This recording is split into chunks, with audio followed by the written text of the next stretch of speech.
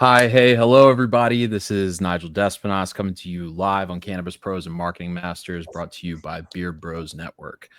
Today, we are joined by Jake Kuczeruk, who is, man, this dude is currently, he's head of the Community Grow Program at ILGM, but like has an extensive history in our industry, working in business development and partnership roles. Really is one of those people who's like a connective tissue, and chances are anyone that you know more than likely knows Jake. Jake, man, thanks for coming on, brother. Absolutely. Honored to be here. This should be a fun conversation. And needless to say, I mean, I just, the amount of love that I have in my heart for both you and obviously all the Beard Brothers associated family is absurd. You know, it's the best. I appreciate that, man. Yeah. It's values funny matter, man. You know, come on. Yeah. Well, values are like it's your compass, because we have both the pain and the luxury of being in an industry that's super small, despite it being portrayed as pretty massive. And word goes fast in terms of people who act in a right way and treat people kindly and have a love for the plant and kind of put all of that prior to profits. So yeah, that is same absolutely said to you. We got to meet the first time this past MJ Biz at the Golden Paddle, which is crazy because we have a bunch of mutuals in a bunch of different places, mainly from Greater and everything. But yeah, man, I'm excited because to give kind of the listeners some background, Jake recently started this role at ILGM. ILGM is ilovegrowingmarijuana.com. I started writing with ILGM as one of their cultivation consultants maybe like 2-3 years ago. And this was after, like, in high school, we had laptops. I went to a Catholic high school in Baton Rouge, Louisiana. So like, mega no-go on the weed end. But I would look up articles on ILGM about growing weed when I was in high school at school. So like the craziest, full circle moment whenever Dustin at Fat Nugs kind of made the introduction with Rob, and kind of got the ball rolling. So then on top of that, I went to Rolling Loud and then Palm Springs with them for the home grow tour, which I'm sure you're going to talk about. And I got to hang out with the team, and that was sick because I'd only talked to Gabe and Rob through like the screen because they're in Amsterdam. And then they brought you on, and I was like, oh, sick. It's like ILGM's about to be like a lot more present everywhere. You know what I mean? I think they've already done a damn good job. And, you referenced the home grow tour. And that's a huge reason why this company ended up being a great fit for me. The dedication, the commitment to doing this for the culture, for the humans, trying to get people to put their hands in the ground and, connect with their fellow human being in a post-COVID world. I mean, check, everything I'm looking for. But I think, especially those events that we did with Rolling Loud and it was just a great opportunity to see who else was involved in those. I mean, not just you, but I was going through the photos, before I talked to Ernst, our CEO, and I was like, oh, there's Slabby, there's Maha, there's Vlad, Happy Monkey, there's Susie, Latinas in Cannabis, there's Jungle K, and it's like, I just fucking was across the board. I was just like, did I plan this? These are all people that I absolutely love and would have recommended as great feature speakers for this thing. So to me, it's just everything, happens for a reason. And, and I think to me, the writing was on the wall that, this is a team that's simpatico with everything that I care about, that Totally. At the end of the day, knows that it's a much bigger game here than being a seed bank and selling seeds. But instead, this is an opportunity to be a platform to change humanity. It sounds a little bit overblown. I'll get off my Elizabeth Holmes Theranos, crazy, type of position here. But at the same time, it is genuine because, to me, I mean, there's nothing more beautiful than just seeing how cannabis combines people, can break down barriers that people might have thought, existed between them and someone else. And, it's just the right place, right time. And I'm so passionate about this. It's definitely something that I think can, as mentioned, not only change the world, but, just make everyone's day a little bit brighter. 100%. I think you spoke to it in a great way. Like, I went to Los Angeles. I flew in. I didn't really know what was going to happen. I just knew that I was meeting with the ILGM team, and like I didn't know what to expect. I didn't talk to anyone outside of my 2 contacts at the company. And I walk into the restaurant and I look and I see Maha, and we just go, "What?" And like it was just one of those moments when it was like, "Oh my God, they picked dope people." You know what I mean? Like it was a and then like you said, like across the nation, it was the same thing, right? Like they had their ear to the ground in the best way possible in terms of who to bring in, who to involve, things like that.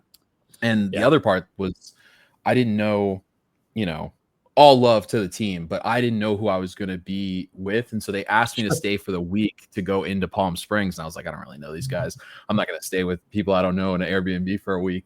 And then by the end of the Rolling Loud weekend, I was like, dude, why didn't I stay? I was like, you guys are the coolest. It was like it felt like almost like a Super Bowl of weed type of situation where like it was like us in the Steezy booth, and you know, I don't really know how it shakes out with LA, but like allegedly we were handing out free weed to everyone, and like it was a great time, man. Like giving grow classes to people, having a lounge that they could chill and relax in, just meeting a bunch of people, having a giant like van blunt that Weavers made to pass around and hit. It was crazy. So like man, I like when I saw you joined up, that was essentially just one of those things where it was even more confirming of the fact that they have their finger on the pulse in the right way. And it's like the push for, you know, that I think the mission driven, like you said, the Elizabeth Holmes soapbox, I think the mission driven aspect is the only way that you like find a way to thrive, really, especially now in this industry, because if you're pure profit motivated, you're probably going to burn out pretty quickly, because it's just hard. We're zigging when others are zagging. You know, if I'm not going to fire any shots, needless to say, but I think if you you just want to chase a quick buck, you know, and you know, flash in the pan type of approach to building a stable company, I mean, you're not going to be around as long as we are. You know, we started in 2012. You know, we launched with the form. You know, at the end of the day, this was just the location to find out about home grow. You know, in a time when people did not want to be publicly discussing this stuff, and you know, from there it was such a natural evolution to, of course, you know, offer our genetics, offer nutrients, but you know, really focus on offering that grow Bible. You know, offering the that hands-on assistance, and then watching it transcend to where we are today, and actually taking the online and you know, bringing it offline, and you know, and then kind of merging the two into this kind of hybrid superstructure where, I mean, every step of the way it's designed to you know, solve the biggest pain point. You know, I know my biggest pain point with growing cannabis was I'm going to spend a lot of time, and I'm going to spend a lot of money,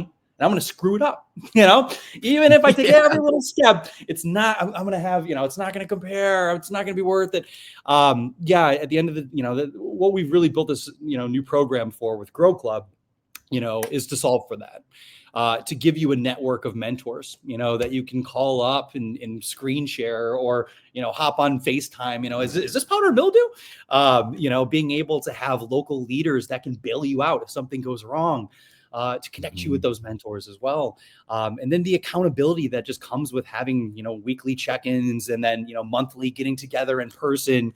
You know, it's designed to be just as much of a social session, and build family, you know, build personal friendships and deeper connections, you know, that I think you can find anywhere else. And you know, so good on, you know, this whole company. I had the pleasure of going to Amsterdam and meeting a lot of the team this weekend. I'm headed up to Idaho, and Portland, actually, to see, you know, additional members of our team. And I got to tell you, across the board, you know, this is a company that just gets it. You know, we did our little boat tour, a little 4th of July celebration in Amsterdam. You better believe halfway through we did a joint rolling competition. You know, I tried to represent with the cross joint. You know, it was a little bit of a mixed bag. I think the Dutchies like spliffs a little bit more, but they love spliffs. They love spliffs. Yeah. Which is okay. You know, it's not teach their own, but I'm a fan of spliffs personally. I've gotten a lot of hate from. I got introduced to it in college from Europeans, and like I got a lot of hate from it when I brought it to American people.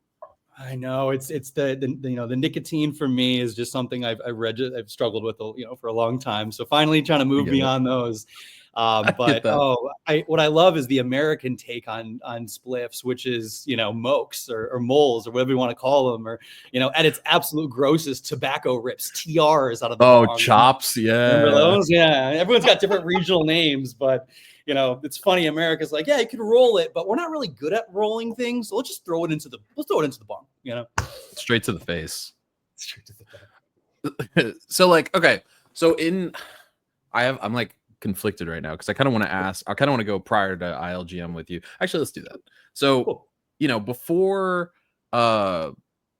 you know, stepping into this aspect of the seed game, and like I said, I kind of started this off by you being a mosaic of different areas of the industry that you've had an impact in. But like, Sure.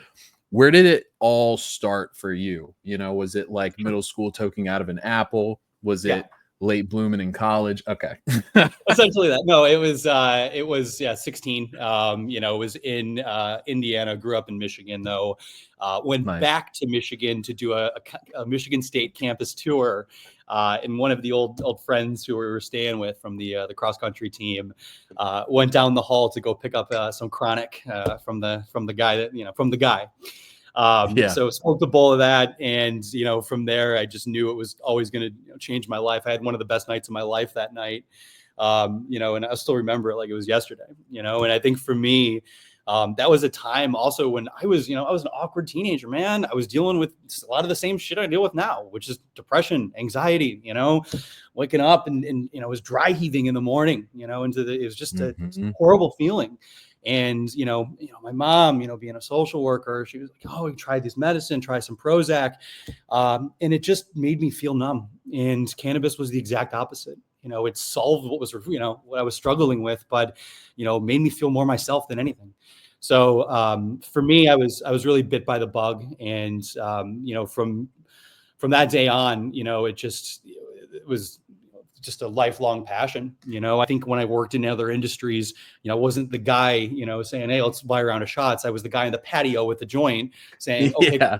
actually get to know each other. Let's actually, and, you know, it's, to me, it's just always been, you know, present throughout my life. And moving out to California, I mean, you can't live in San Francisco if you're, you know, if you're doing a startup company, if you don't find alternative means of income. So, I mean, Right. and also it's something that I was, you know, like I said, ridiculously passionate about, and having one roommate who was from the Emerald Triangle, I think it really continued to light that passion for, you know, moving beyond, you know, just the high level and into the deeper appreciation for the plant and the variances in genetics, you know, how different the effect spectrum and, you know, terpene profiles can be on these. So yeah, it's, you know, we did a little bit of that in the Midwest, but when everything is kind of mids and has ambiguous lineage, yeah, it becomes a lot easier to become an expert when you're on the coast. Yeah, that makes sense. As well, so you have actual access to differentiating qualities in them. You have like people who are connoisseur grade level at it almost, and yeah, it is it changes the environment, and that's like a thing that I feel like with a lot of people. Me personally, right? I went from being a consumer from a pretty young age to I didn't have the paradigm shift of like this is like a movement, I guess to say. It was more like a way to have a communal experience with my friends. And then once I got to college, I started talking to my friend, shout out Nadir, which we both of us Yeah. know. And that was kind of the paradigm shift that enabled me to be like, oh, this is like a real movement. This is something that like, you know, isn't stopping. It's not just some type of product. It's not something that you're just like people are selling and buying, or like there's a whole subculture to this and there's a reason behind it. You know, was that it when you went to when you like took your visit to college? Was it later, you know? I think, you know, it was in at 16 and stuff. I was just so into, you know, counterculture, indie rock, you know, underground hip hop. You know, you're starting to discover all these things as you break beyond the top 40, you know, and you Mhm. know, my favorite movie is Gladiator. No, I want to start to go deeper, you know, and get into the weirdness. It's usually like friends, older brothers. I think that catalyze a lot of it. You know, I had a Huge. friend, Robbie, and his brother Carrie, RIP, unfortunately. You know, RIP he was like, Carrie. oh, Robbie tells me you're into horror. You into David Cronenberg? Have you seen Videodrome? And I'm like, fuck, I don't know what the fuck this guy's talking about. But went back, watched that, and was like, damn, like, I love it. Things that step outside of people's comfort zone, that lean into the weird. So much of that culture, I feel like, is tied in with cannabis. And, cannabis to me really always heightened the appreciation, of the weird, and can make the mundane, fascinating. So for me, I think it was around that time is where I started blending it with, with culture and, movies, TV, and, of course, getting high and watching South Park with your friends becomes, the ultimate, weekly social activity. But for me, it's just, it all kind of like, you start to learn about deeper influences and, who has blazed these trails beforehand, and it's not always, the Ed Rosenthal's of the world, or Richard Lee, but it's even people like Jamie Lee Curtis, it's like, oh, I love the movie Halloween. Oh, here's a High Times interview with her from the 70s talking about normalized relationship with cannabis. I mean, to me, it's you start to see that stuff and you think, this isn't some weird fringe thing that makes people, crazy or violent or anything like that. But instead it's this misunderstood medicine. So. Exactly. It is like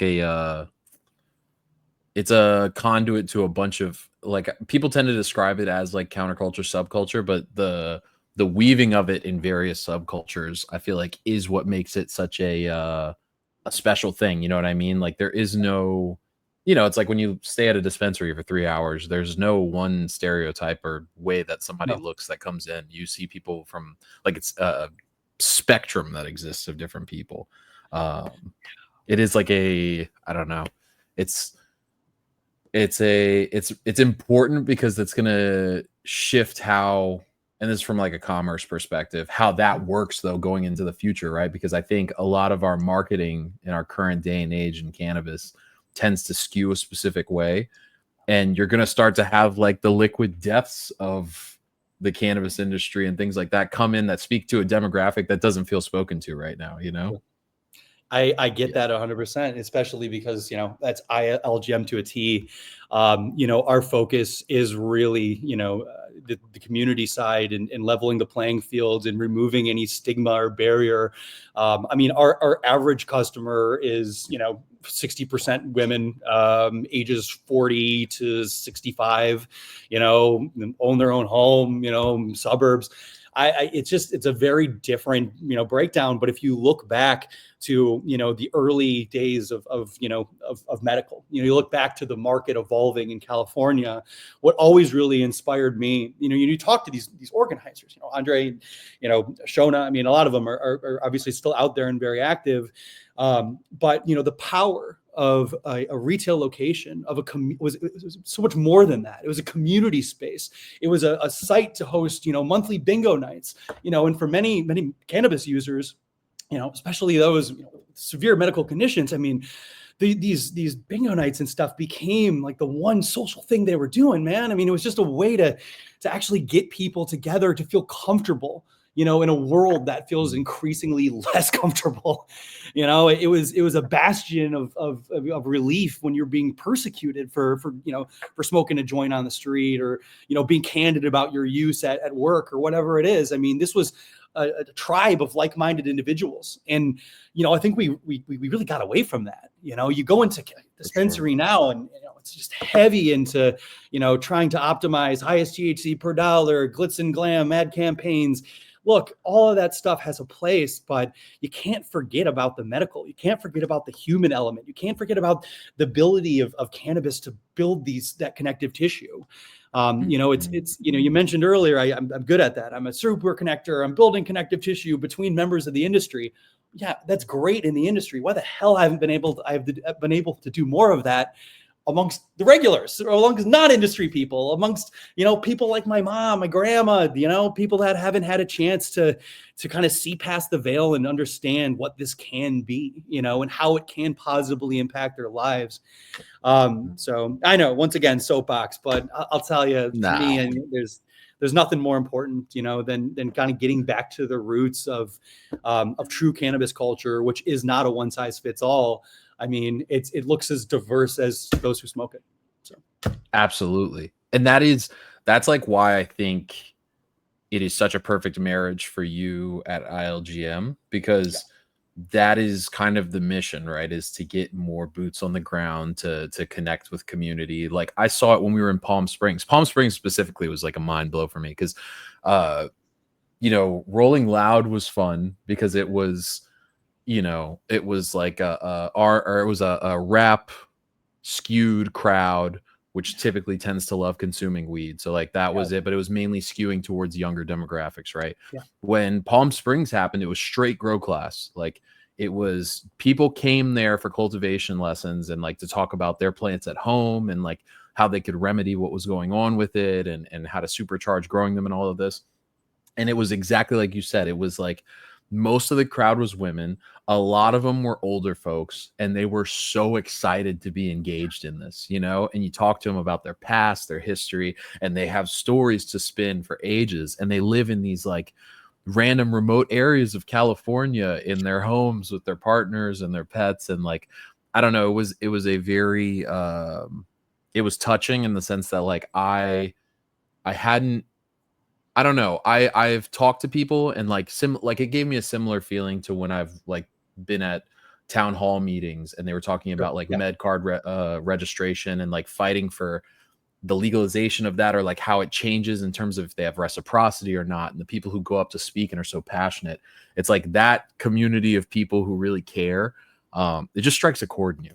So like, yeah, I don't know. I don't even know where I was going with that, but it is like and it's incredibly important to touch on. And, you know, honestly, you know, one thing that I really appreciate, you know, about the role that I'm in, is being able to, you know, talk to those, you know, whose favorite times smoking were the 70s, 80s, 90s. They're trying to recapture that magic. A lot of times they'll go into a dispensary and, you know, they'll either get, you know, intimidated. You know, I think Rochelle Gordon wrote a great piece about this, you know, how a lot of these, you know, older demographics who go into the dispensaries are just completely locked up. You know, it's just, you're getting hit every angle with something new. I've had an edible before, but a beverage, you know, it's a lot to navigate, you know, and you need someone else along that journey.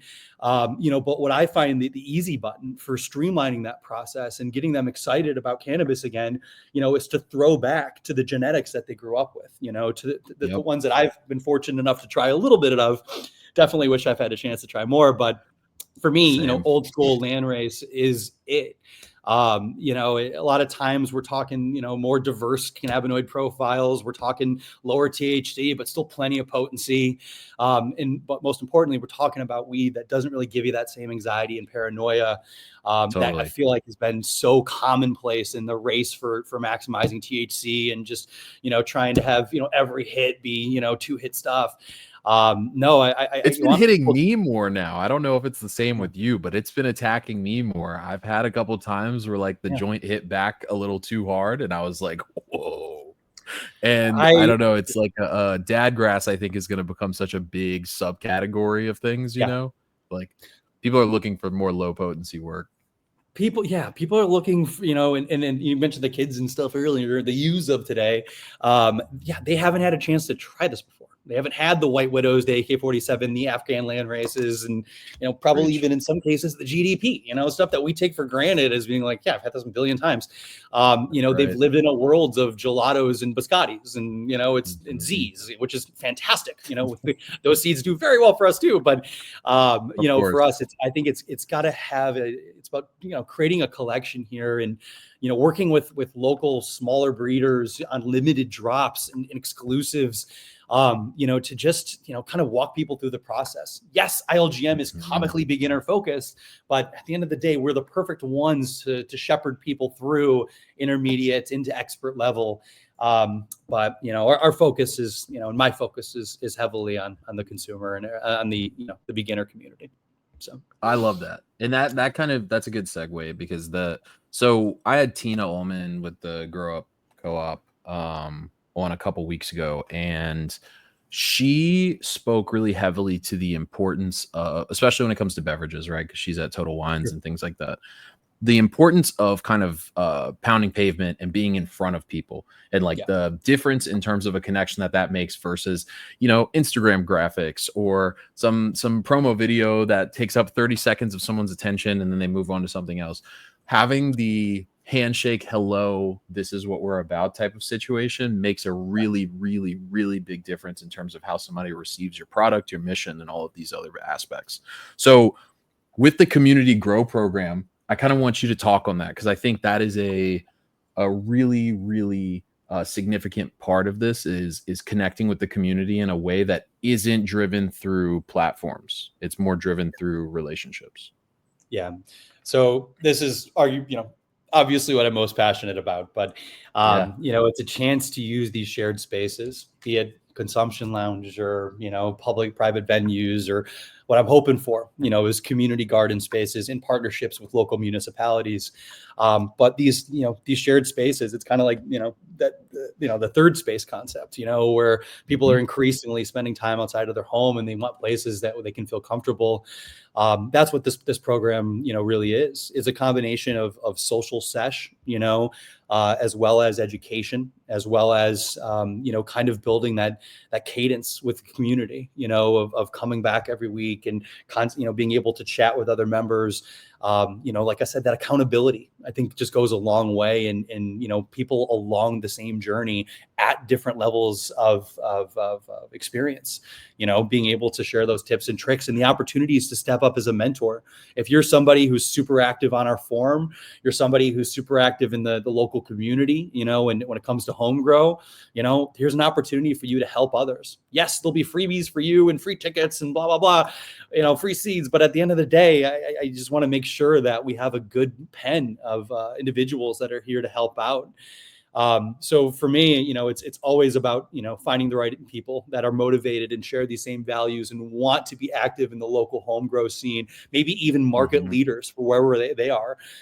We sell seeds into all 50 states, and you better believe we get a lot of, interest coming from, like, Virginia, in the DMV. Finding local people there that can really step up is certainly top of mind for us. Yes, LA is first. I'm going to soft launch it on the 14th. And I think this comes out on the 5th. So our September event as well, I'll be pushing. Cool. And we got New York and Chicago, no question. I mean, these are huge markets for us where we already have educators we've worked with, but, Colorado, it's just so much of this country, my home state of Michigan. We want to make home grow accessible. We want to break down these barriers and focus much more on the individual than influencers. I think there's in the supply chain, in the marketing mix, in the journey, there's room for everybody here. But I want to start telling more of the stories of people that are doing this for the first time, or, they've been doing it for 30 years in silence, and they've learned all these weird tips and tricks and have their patented, method for curing. And it's a flash cure. Like, cool, get that brain trust out. Let's get that into the world. And start teaching, these tips and tricks to everybody who can benefit from them. The gatekeeping, must end. I think in step one is these spaces, these venues stepping up to offer their support. So, of course, if anybody's interested in Grow Club and ILGM's Home Grow, I mean, please drop me a line. Now's the time to be part of this. He's the one to hit up for this. This is like I think a big thing that I always talk to people about in our industry is that you have so many people who are living history banks around this plant in different ways. And you've only semi-recently had a place where they can come out and feel like there's no persecution, or they're not airing out their, past illegal histories and things, which, statute of limitations on drug trafficking is 5 years. So, everyone, I know there's a lot of people who have stories. I'm just getting to a place where I can start talking about things. You know what I mean? Like, I know there's individuals out there with 20+ year histories that like have crazy things. Jeremy Kletke, shout out to Jeremy, is one of those people who I sat down and talked to them when I was in St. Louis for MJ Unpacked. And the stories this guy has, man, like, was living in Spain and literally had hectares of land that they were growing weed on. Like, it was a farm. And you're like, who would have ever known about this if you didn't open your mouth to say it? You know what I'm saying? Like, it is those things that I feel like are like really important. And same with the individuals who have been growing for so long. Like, they are all brain trusts that a whole new generation of people can tap into to say, like, hey, where do I go next? Or like, what do I do? I have the shed out back at my house Yeah. that I don't really know what to do with, but I want to grow my first 4 plants.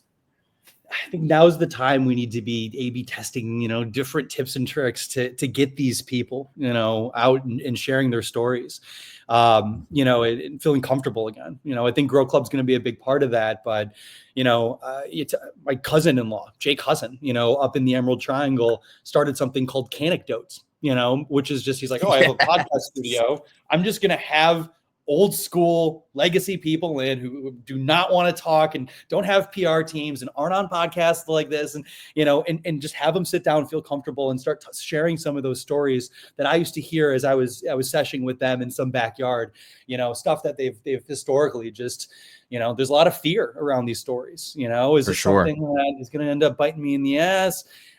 So yeah, getting those out there. I mean, even I bought those stupid little Meta glasses with a camera, entirely. I am looking at getting some. I think the whole concept there is like, look, you can take the sesh, take the aspect of passing a joint and getting, buy-in, getting conversations going with different people that are part of it. I mean, who knows if it turns into anything, but I think there's a lot of power in that firsthand. This is the time where we need to throw stuff against the wall to see what sticks. I think it's never been more important, and we've never had less barriers in front of us. So, yeah. And that is another, you're doing great on setting me up for these segues, man. That is like a fantastic aspect of ILGM that I think is really important and a differentiator, is that most companies in the space, and you can speak to this, is like they tried to own their customer, if that makes any sense. Like, we're trying to take this demographic, or we're trying to, make this person our repeat customer. But like ILGM's business model is specifically made to empower. So when it comes to that crucial differentiator, you are, essentially acting as like an advocate for a community. And that brings a different type of commerce that comes with it. Like when we did the grow workshops in Palm Springs, you walked away from, a group of 30 people who really sat there and they were like, well, I'm shopping my seeds with ILGM from like forever now. You know what I mean? Maybe I'll branch out and try other things, but like I still talk to people who I met at that grow shop who like, we talk on Instagram. Shout out Angela. We talk on Instagram and everything still. You know what I mean? Like, and that's the thing where you like, it's, I don't know, I guess you can call it brand loyalty, but it is one of those things where you're trying to uplift your customer base, as opposed to like trying to like win their business. And you get where I'm coming from. I know what you're saying, brother. The word love is in the name of our company. Exactly. And I think that's something we're going to really continue to lean into because, it's true to who we are as a brand. These workshops are just scratching the surface. It's when we bridge the offline and on, but I'll tell you, it's such an important thing to focus on, right now for us. It is. But it's in our DNA. It's not like it's ever going to go away. It's not like suddenly we're going to pivot who we are. It's always been about the education and the community building. So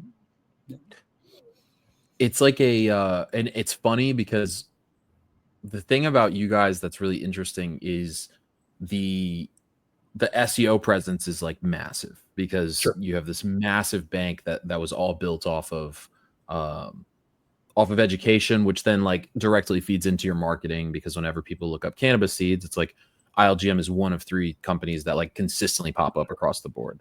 And that's like one of those types of things where it's like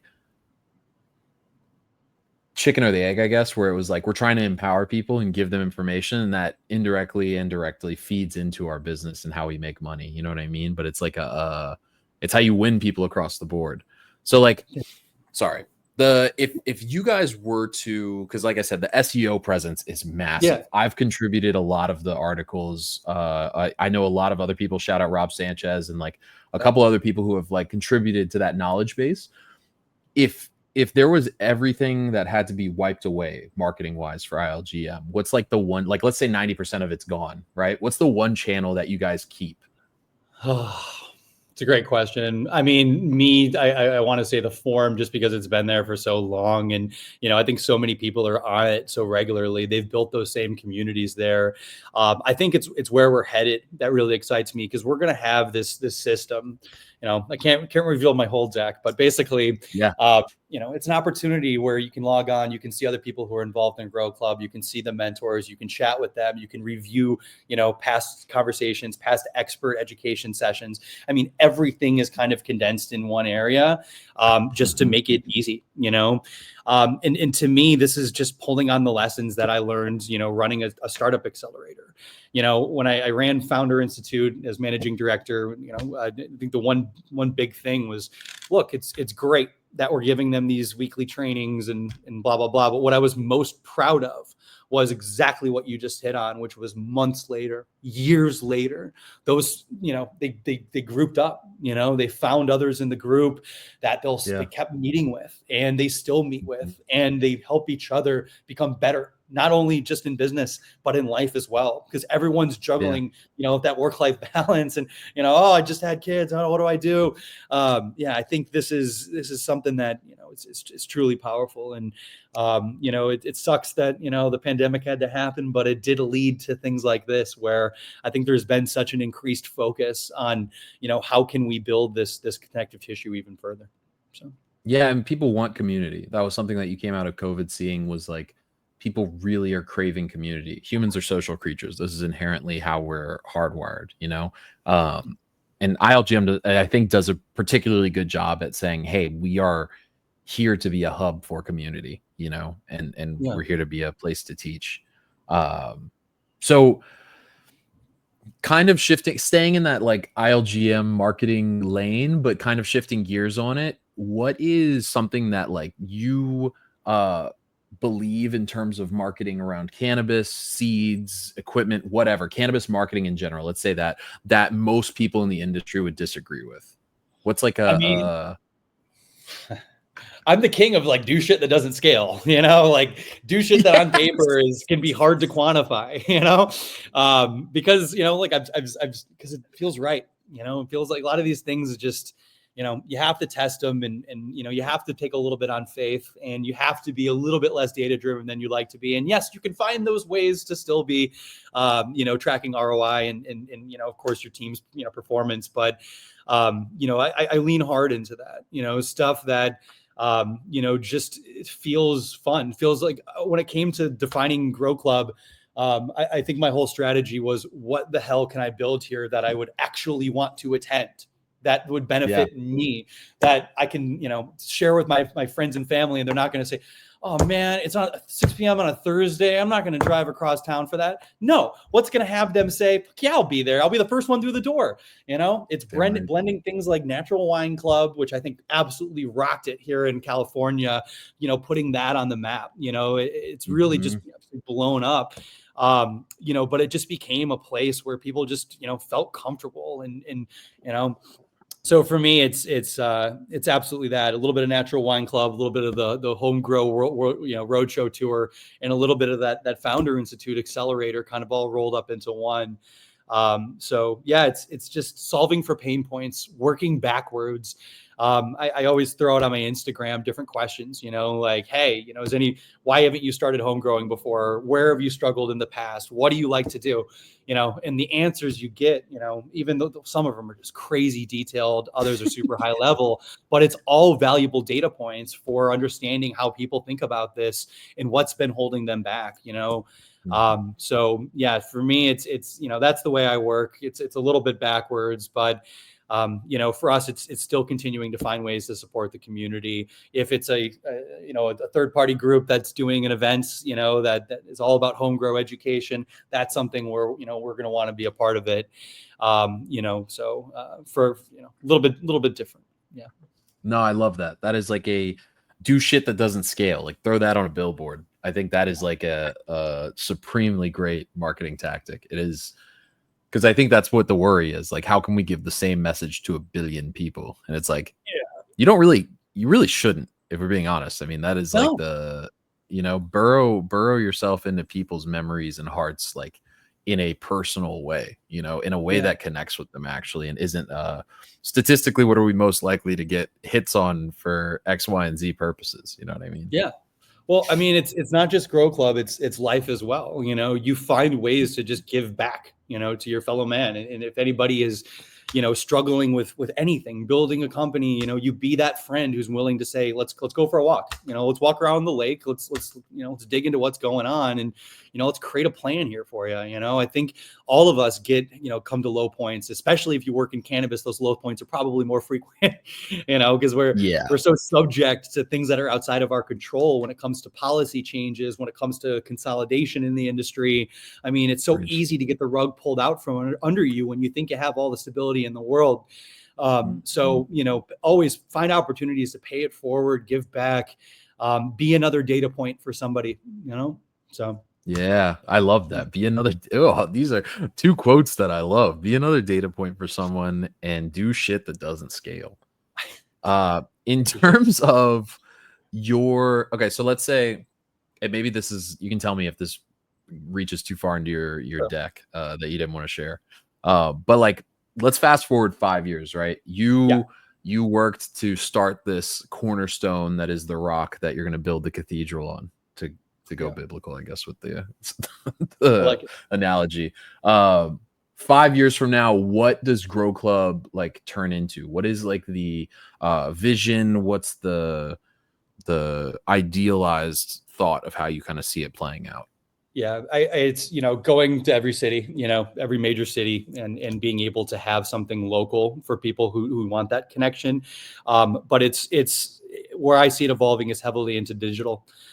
Those who don't have the ability, I mentioned people, with different medical ailments and stuff as well, but, even just being, hours away from the local space that could host something like this, bringing the course to them, making it accessible, any time of day, making the community accessible to them any time of day, making the expert feedback available any time of day. I think that's where it really kind of levels up into that next chapter.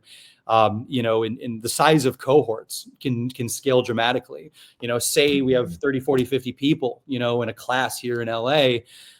We can get 150 plus people, 300 plus people, and then start specializing in different areas, more advanced expert level courses, collaborations with brands, hey, 710 Labs, we're going to do a 710 Labs exclusive where, you grow their genetics and you have members of their team being the ones who are facilitating a lot of the expert guidance because they know their seeds better than anybody. Sure. I think there's so many weird permutations of this, to make it just more true to what different niche communities individuals are seeking.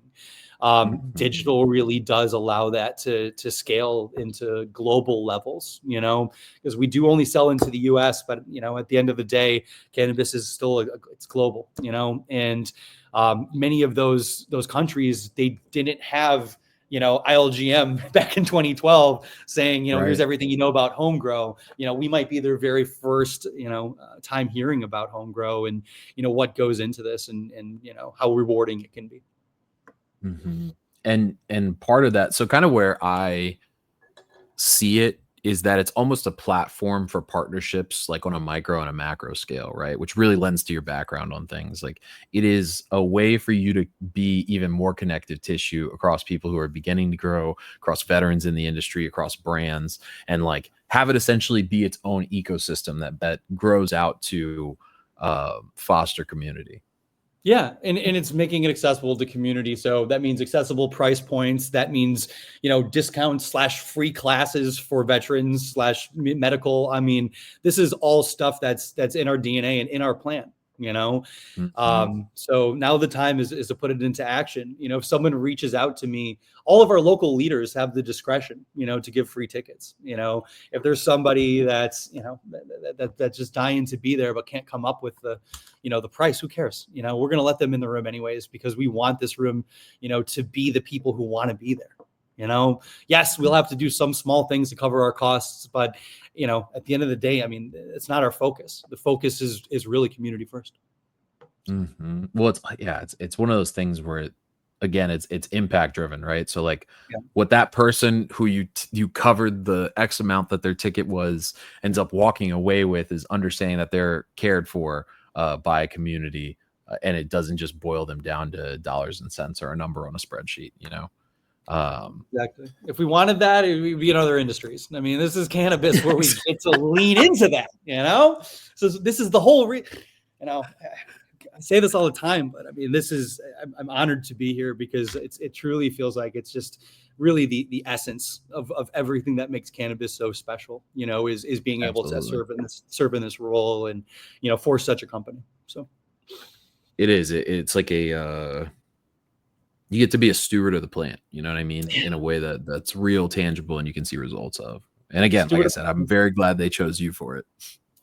Thank you, brother. Yeah. And I like it's a little bit separate from, a lot of the, the drama and the policy shifts and everything that I think makes a day-to-day working in the heavily regulated industry, can be a challenge, but with this, we have plenty of challenges of our own.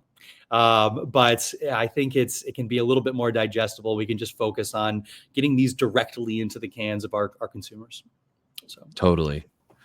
So kind of to bring us to somewhat of a wrapping point, who is like someone you admire, somebody that you might even like compete with quietly, like when it comes to community building, brand building, or just in general that you like want to give flowers to? Great question. I'm going to start off with Kevin Jodrey. Come on. I mean, it's like low hanging fruit with this guy, but like, it's true. I mean, what he's done with regards to the global supply chain and highlighting the importance of old school land race. And, if you haven't watched his Ganjier talk, if he does it at one of the programs, I mean, it's like going back to college or high school and having someone like teach you a class, but being just enraptured with everything they're saying, because it's making, it's making you more informed. It's making you, much more able to help guide people who are struggling, of course, with understanding which cannabis is the right fit for them. So I love absolute masters like this who have, actually traveled and actually hunted. I mean, DJ Shore, I mean, all of these, Neville Spoonmakers is the OG, when it comes to, the Amsterdam side, but, being able to travel the world and source these and grow them and stabilize them. And to me, these people are icons. They're living rock stars. I mean, Doc Ray, I mean, all of these guys who are still out there, some of them more prominent than others. I mean, R.I.P. Frenchie as well. I mean, that kills me, but for real. It's just, so to me, I mean, there's a laundry list, of those who I'd really highlight. I think on the community side, it's awesome seeing groups like, Buddhist and Embark and the Cannabis Chamber of Commerce kind of all find ways to team up. Even Surfside, the tech company, does like Third Thursday happy hours in, I think, like New York, LA, and Detroit. Like just having that regularity, that regular cadence of bringing people together. If you're doing that sort of work, I want to know about it and I want to help amplify it. Obviously, Beer Bros have an event coming up as well at the end of the month. Yeah. Anybody doing different contests and wanting to highlight the caliber, the quality of this plant. Mark Kasnick, going from High Times Cannabis Cup, now doing Best in Grass, especially focusing on states that are still kind of small and emerging. I never thought I'd have a chance to, see the heat that Connecticut's bringing out or Oklahoma, but I tried it, and some of it is absolute heat. Oklahoma is slept on in terms of the heat that exists there. It is like I did not like being there, but the quality of product they have is so good. No, it's not all random CRC and it's they have some some proper stuff here and experts that have cut their teeth working for either legacy companies or the heaviest of hitters, but yeah, I think for me I really want to shout out Susie, Latinas in Cannabis, I mean Ramon, Isak, and everybody involved. And the equity movement here in California, Nina Parks and Amber Center, Mary Pryor has been less active, but still absolutely a guiding hand. For sure. I mean, Hillary Yu, and to being able to tie in with New York and bringing education to a previously unseen and municipality supported levels. LA certainly does that. There's just, my heart is overfull with appreciation for so many of these community organizers, and those who I think are often trying to keep the values, in the forefront, and take the commerce element, out of it a little bit if we dare so. Totally. And it is, I think it's more and more of a testament. Like whenever you see these people who are actively working to remove the commerce element as much as they can, at least, it's like a big testament to how much you care about the community and what you're trying to push forward in terms of a message, right? Well, I mean, the Beard Bros and the Fat Nugs community have been, you know, the shining example of this, of when it comes to groups that just inherently get what we're doing and, you know, see the transformative power that it does have. So. Absolutely. You're the man, dude. I appreciate your time. Tell everyone where they can find you. You can find us at ILGM.com. ILGM official on Instagram is we're always sharing great content from our network. But, you know, I would say I'm easy to find as well. My last name is my handle on everything: Instagram, Twitter, Gmail, whatever, LinkedIn. It's all /Kuczeruk or @Kuczeruk. But yeah, drop us a line. I'm always available to talk. Even if I mentioned earlier, I'm big on mentoring, advising, helping people that are, you know, going through different things. And, you know, look, if you're building a company and you're log jammed and you want some advice, look, I'm always happy to take time out of my day, you know, give you some feedback on your deck or your pitch, you know, or just, you know, share any connections, you know, that might help move the needle. So yeah, don't hesitate to reach out. You know, we're an open book, to say the least, and, you know, I'll circle back, but, you know, love is in our name for a reason. Absolutely. I love that. And keep your eyes peeled for whenever Jake starts to roll out the community grow program. Reach out to him if you want to be a part of it. You know, there's a million cities in the US and all of them need a grow ambassador. That's right. Yeah, find me anywhere at Nigel_Ds, Nigel Despinasse on LinkedIn.